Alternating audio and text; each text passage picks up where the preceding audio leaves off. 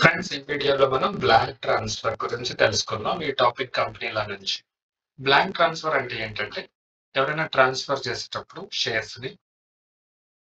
Share transfer form లో sign చేసి, ట్రాన్స్ఫరర్ ఎవరికైతే షేర్స్ అమ్మాలనుకుంటున్నామో, ఇలా ఎవరైతే షేర్స్ కొనుక్కుంటున్నారో వాళ్ళ నేమ్స్ వాళ్ళ నేమ్స్ అసలు మెన్షన్ చేయరు. వాళ్ళ సిగ్నేచర్స్ ఉండవు.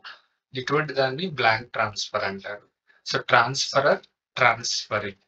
సో ట్రాన్స్ఫరర్ సైన్ చేస్తారు. ట్రాన్స్ఫరీ సైన్ చేయరు. అసలు ట్రాన్స్ఫరీ గురించి ఆ డాక్యుమెంట్ లో, ఆ ఫామ్ లో ఎటువంటి నేమ్ కానీ ఏం మెన్షన్ చేయరు. అలాంటి కేసులో ఆ ట్రాన్స్ఫర్ ని బ్లాంక్ ట్రాన్స్ఫర్ అంటారు. దీనివల్ల ఏంటంటే అడ్వాంటేజెస్, ఈ ఇమీడియట్ రిజిస్ట్రేషన్ పని అవసరం లేదు. సో ట్రాన్స్ఫరర్ సైన్ చేసేసారు కాబట్టి ఫ్యూచర్ లో ఎప్పుడైనా ట్రాన్స్ఫరీ సైన్ చేయొచ్చు. దానివల్ల ట్రాన్స్ఫర్ ఆఫ్ షేర్స్ స్పీడ్ అవుతుంది and smooth transfer of ownership అనేది జరుగుతుంది. ఈ లీగల్ ఇంప్లికేషన్స్ అండ్ ప్రాసెస్ గురించి చూద్దాము. ట్రాన్స్ఫరర్ రిమైన్స్ లీగల్ ఓనర్. సో ఎప్పుడైతే ట్రాన్స్ఫరీస్ నేమ్ సైన్ నేమ్ ఎంటర్ చేసి రిజిస్టర్ లో సైన్ చేసేంత వరకు ట్రాన్స్ఫరర్ కంప్లీట్ ఓనర్ అయి ఉంటారు.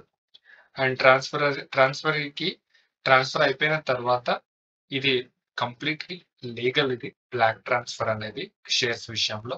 Transferee holds the equitable interest. So transferor కి ఎటువంటి రైట్స్ అయితే ఉంటాయో సేమ్ ట్రాన్స్ఫరీ కూడా వస్తాయి after registration.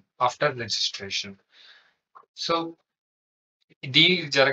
Blank transfer registration జరగడానికి transfer registration in the companies register of members లో మనం రిజిస్ట్రేషన్ అయితే మ్యాండేటరీ. Thank you.